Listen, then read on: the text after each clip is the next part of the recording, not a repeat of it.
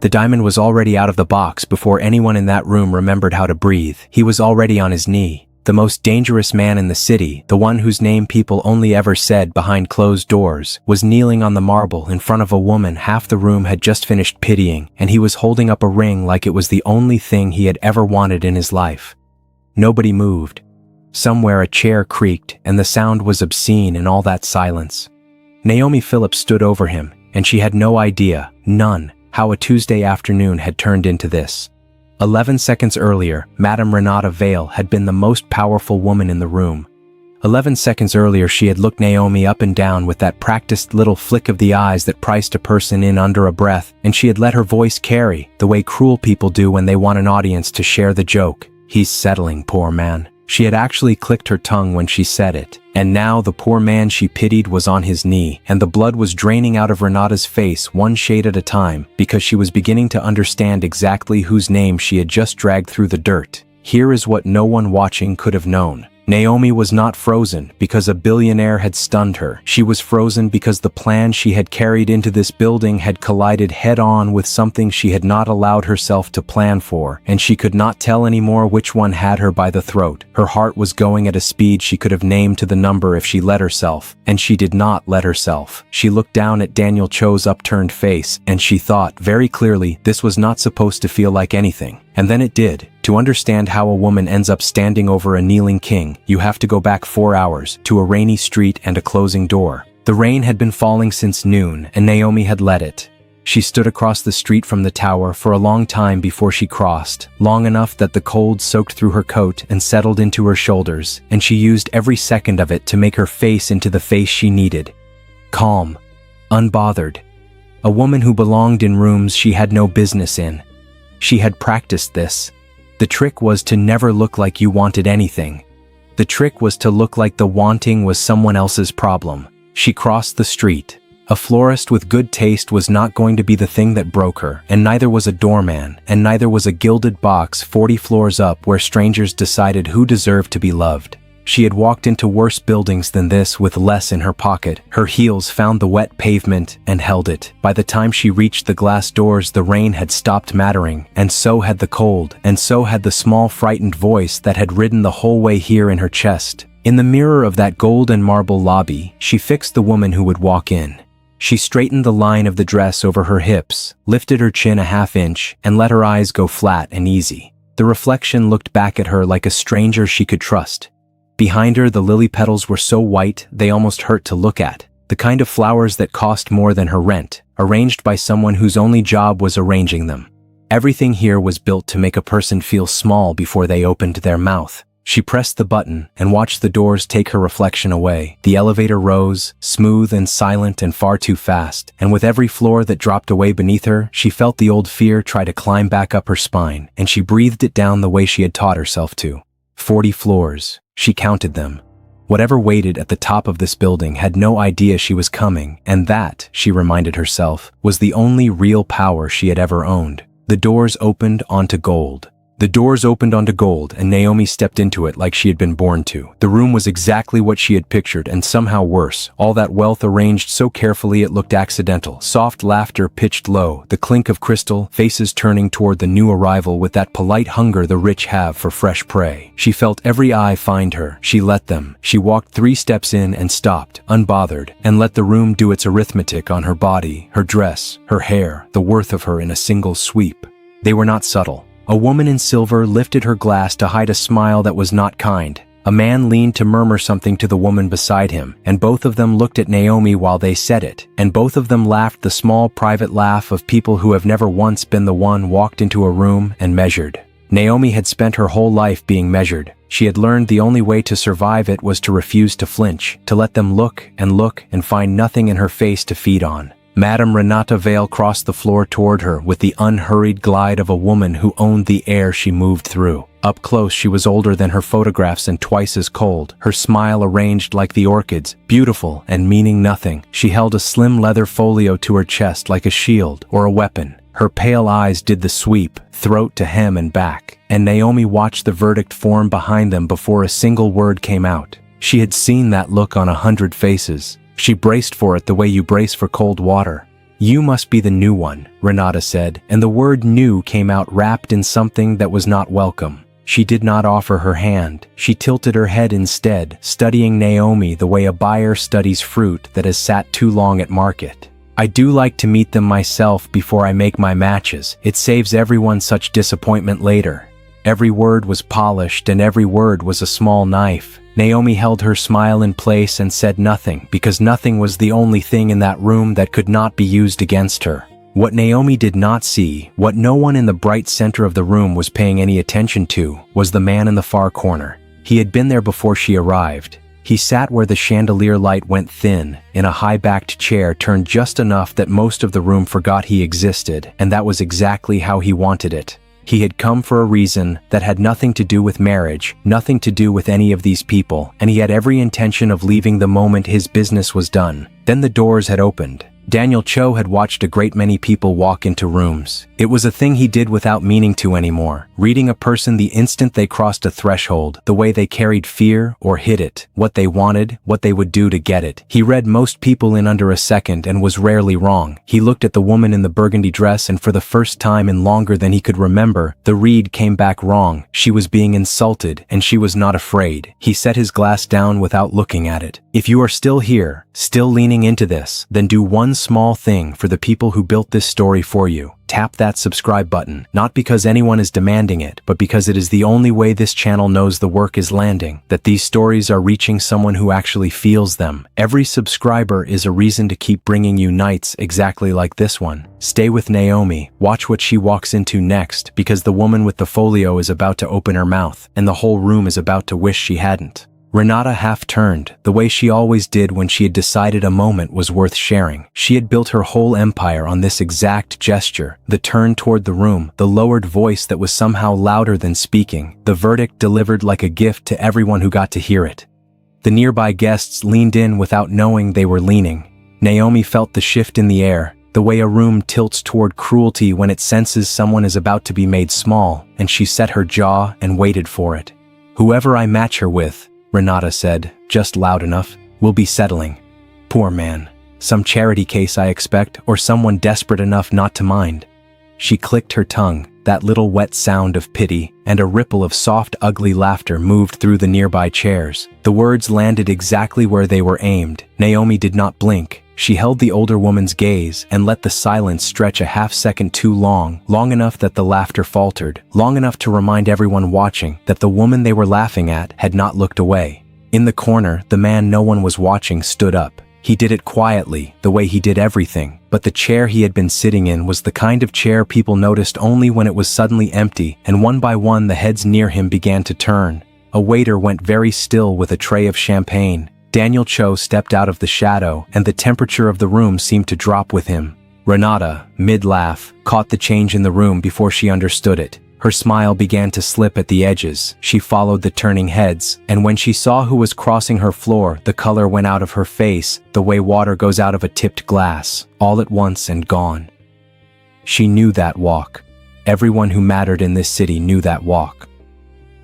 The folio in her hands began, very slightly, to tremble, and the laughter she had started moments ago died in the throats of every person who had joined it.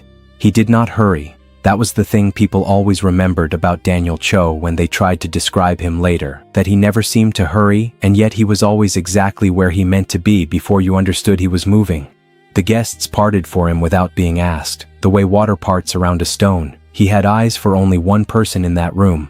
Renata took a step toward him, her mouth opening around some practiced greeting, some honeyed welcome for a man of his standing, and he walked past her as though she were a piece of the furniture. The slight was so complete, so casual, that it took her a moment to feel it land. Her hand fell back to her side. In 30 years, no one had walked past Renata Vale in her own salon, and the people who saw it happen would still be whispering about it a week later. She turned to follow where he was going, and her stomach dropped. He stopped in front of Naomi, close enough that she had to tip her chin up to hold his gaze, and far enough that it was not a threat. For a long moment, he said nothing at all. He simply looked at her, and it was not the look the rest of the room had been giving her, not the appraisal, not the pricing. It was something steadier and stranger, like a man checking a fact he already knew against the evidence in front of him. Naomi met it without retreating. She had decided long ago that no man would ever make her look away first, and she was not about to break that rule for a stranger in an expensive suit, no matter how the whole room had gone quiet around him. "If you've come to settle," she said, and her voice carried just enough for the nearest listeners to catch it, "I should warn you, I'm not on the market for a man who's lowering himself."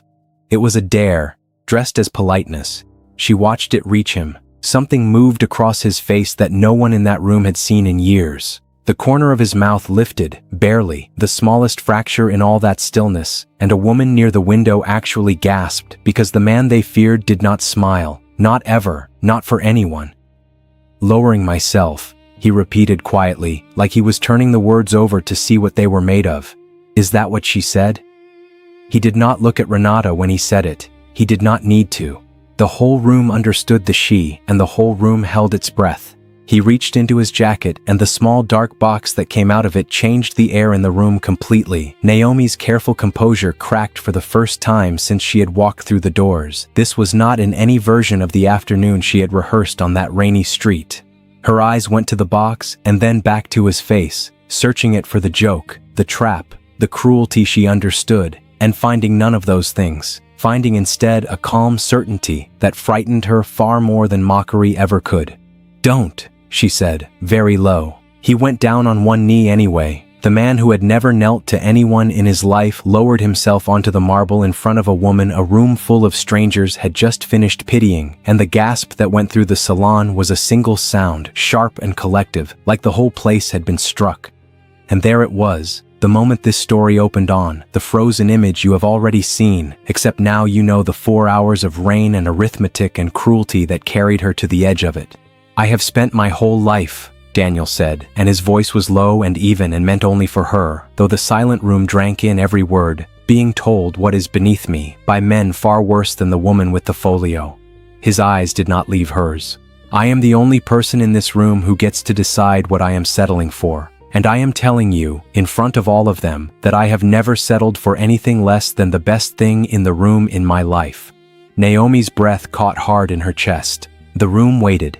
Naomi understood, in the cold, clear part of her mind that never stopped working, that this was the most dangerous moment of her entire plan. Everything she had built toward had assumed she would be the one in control, the one deciding when and how to get close to this man. She had not planned to be standing over him with a diamond between them and 100 eyes pinning her in place. Say yes, and she lost the upper hand. Say no, and she lost him. And losing him meant losing the only thing she had come here for. Her hand moved before her mind had finished arguing. It hovered over the box, trembling in a way she hated, because Naomi Philips did not tremble, and then she heard her own voice say a word she had not given it permission to say. Yes. It came out quiet and certain, and it shocked her more than it shocked the room. He slid the ring onto her finger before the room had remembered how to breathe, and the cold weight of it settled against her skin like a decision she could not unmake. She had meant to stall. She had meant to be clever. Instead, some part of her she did not recognize had reached past the plan and taken the thing it wanted, and now it was done. Daniel rose from the marble, unhurried as ever, and when he stood at his full height in front of her, the difference between this and every other moment of her life was that she did not feel small, she felt seen. He offered his arm, the gesture of a man escorting a queen out of a room full of people who had badly misjudged her, and Naomi laid her hand on it because the alternative was standing there alone under all those eyes. Behind them, Renata Vale stood frozen with her folio against her chest, mouthing words that would not come. They had barely cleared the doors when Marcus Hahn appeared at Daniel's shoulder, materializing the way he always did, from nowhere and already too close. His face was carved from stone, but his eyes were doing something Daniel had not seen them do in years. They were afraid. "Tell me you didn't," Marcus said under his breath, not even glancing at Naomi. "Tell me you did not just put a ring on a stranger's hand in front of 40 people with phones." Daniel said nothing, which was answer enough, and the muscle in Marcus's jaw jumped. "Every enemy you have spent 10 years keeping at arm's length just learned something they could never learn before," Marcus breathed. "That there is finally something you would bleed for. You just hung a target on her, and you did it on camera." The words hit the air between them and stayed there. Naomi stood a step away, close enough to catch every one of them, and felt the floor of her careful plan tilt under her feet.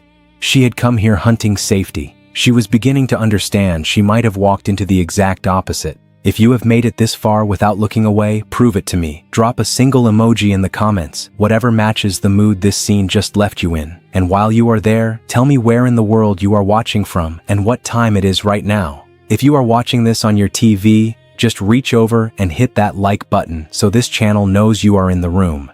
Now keep your eyes on the door, because the next person to walk through it changes everything. Across the salon, a man she had not noticed lowered his champagne and smiled. Sebastian Reyes had watched the whole thing from the window with the patience of a man who had been waiting a very long time for a very particular door to open. He had come to this salon for his own reasons, the same way half the city's powerful came, and he had recognized Naomi the instant she walked in, even if she had not recognized the danger of being recognized. He set his glass down and began, without hurry, to make his way toward her. He reached her in the brief moment Daniel was turned away with Marcus, and he leaned in close enough that his voice never had to rise above a murmur. "Quite a performance," Sebastian said, smiling for the benefit of anyone watching. "I almost believed you wanted him, but you and I both know you didn't come here for a husband, did you, Naomi?"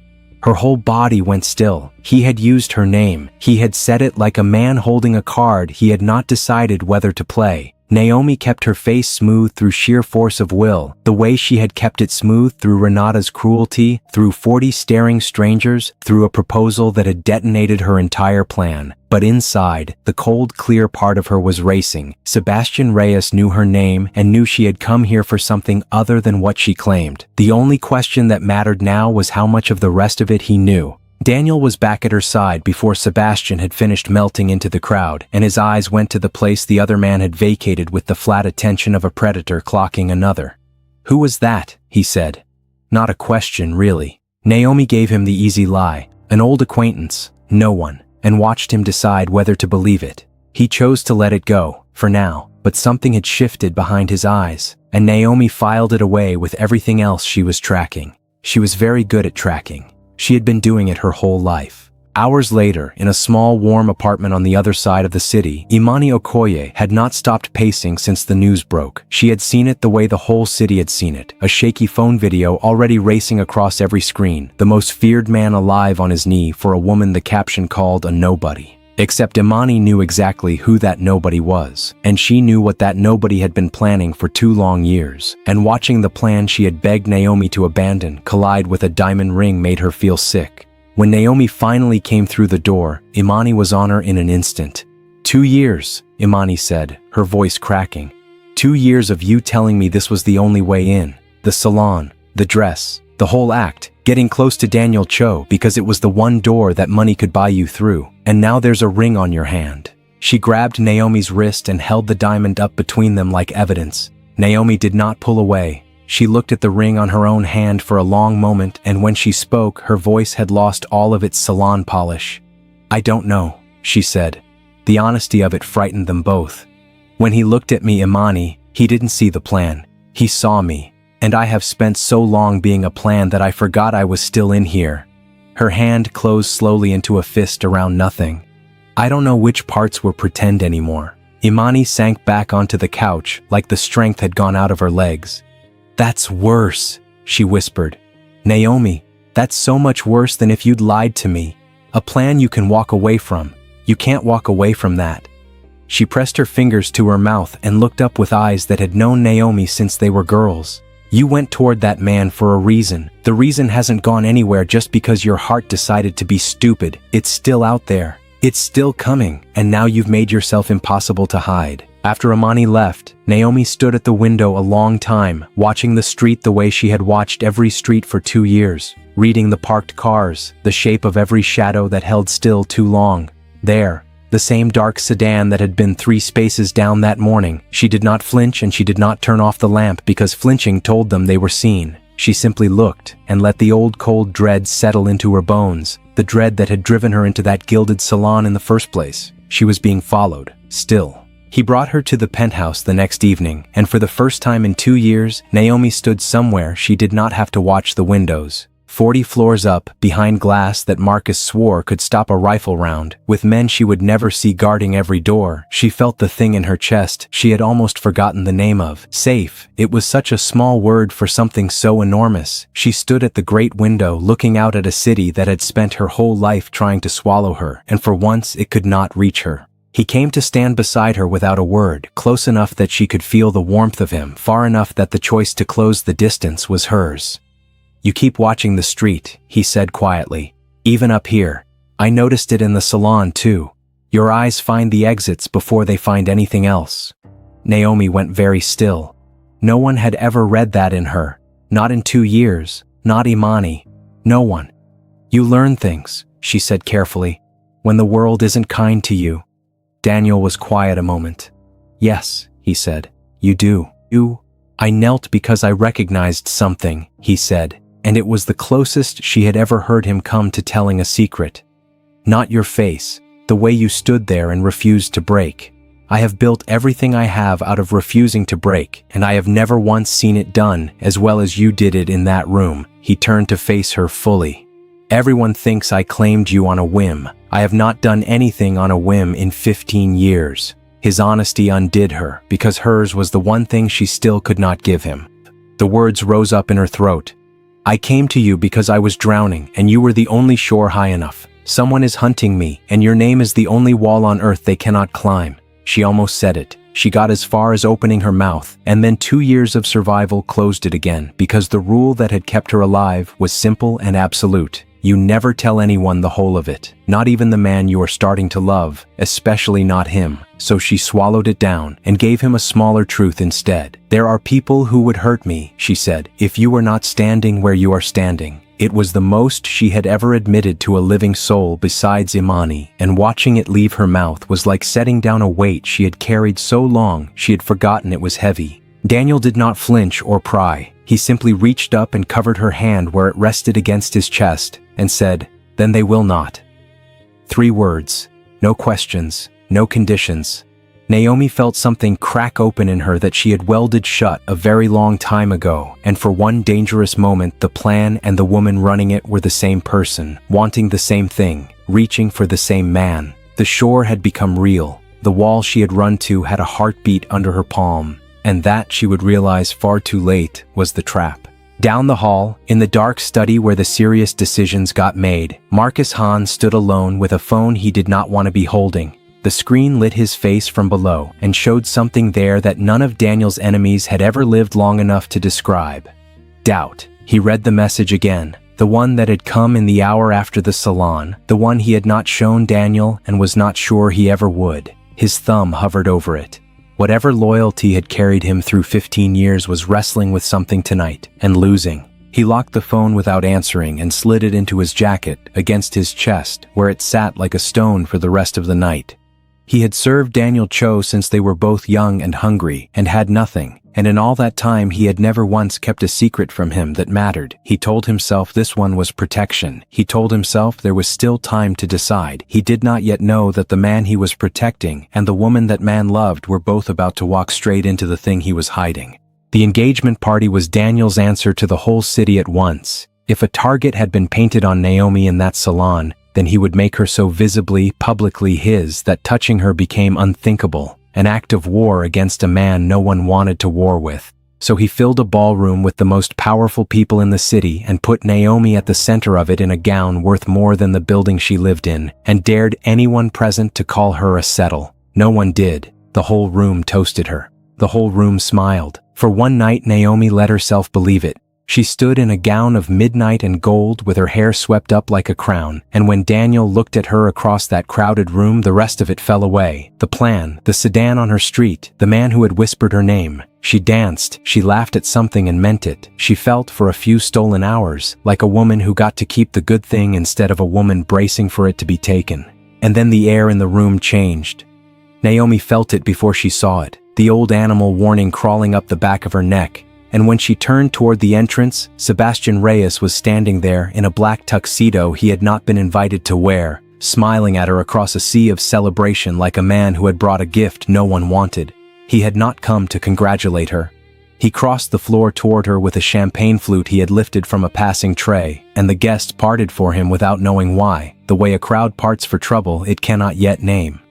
"You look happy," Sebastian said when he reached her, and the word happy came out of him like an accusation. "It's a good look. I'd enjoy it tonight if I were you." His smile never moved. "Because I've decided it's time the great Daniel Cho learned what kind of woman he's marrying.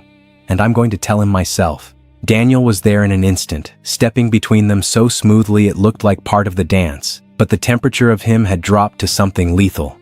"You weren't invited," he said, very softly, and softly from Daniel was the most frightening register he had. Sebastian only smiled wider.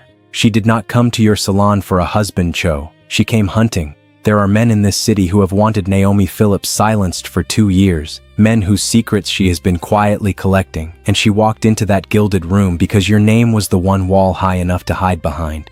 He turned to Naomi, savoring it. "I work for them. I've worked for them the whole time. And tonight I finally get to watch your wall find out what it married." Naomi did not run. She turned to Daniel, and for the first time since the rainy street, she let her whole face be true. "It's real," she said. "All of it. They've hunted me for 2 years and I came to you because you were the only one strong enough to stop them. I used you. And then somewhere in the middle of using you, I fell in love with you, and I have hated myself every day for not telling you the truth." She braced for him to recoil. He did the one thing she had not planned for. He pulled her in, he held her there in front of all of them, and into her hair he said the words that broke the last wall down. "I knew you wanted something the moment you walked in. I let you have me anyway, because whatever you were running from, I had already decided I would be the thing that stood in its way." He drew back enough to look at her. "We will deal with the men hunting you, together. Tonight you are safe, and you will be safe every night after this one." And Naomi believed him. For one perfect breath, the danger had a name and a man big enough to beat it, and she let herself rest against his chest and think that the worst was finally behind her. Across the room, where no one was looking, Marcus Hahn felt his phone buzz against his chest, and the face he had kept like stone for 15 years finally broke. He drew it out. He read the new message. It was from the same number that had sent the one he had hidden the night of the salon, the number above even Daniel, the one voice in this world Daniel Cho still answered to. Because Marcus knew what the message meant, and Marcus knew what the first one had meant too, the one he had buried to buy his friend one more night. Daniel Cho had not wandered into that salon by accident. He had been sent. Weeks before Naomi ever stood in the rain working up the courage to climb those 40 floors, the order had come down from the one man above Daniel in their world. Find the woman, get close, put a ring on her hand, and do not let her run. And Naomi, who had run from one trap straight into the arms of another, who had spent 2 years learning to trust no one, and had finally, fatally, chosen to trust this man, looked up at Daniel with everything she had left to give, and started to say the words. The man she loved had been sent to claim her. The kneel had been in order. The shore she swam to had been built to catch her. She did not know. She was still smiling, and the only person in that room who knew was already weeping across the floor. If your heart is screaming for what happens next, comment part 2 right now and I will know to bring it to you.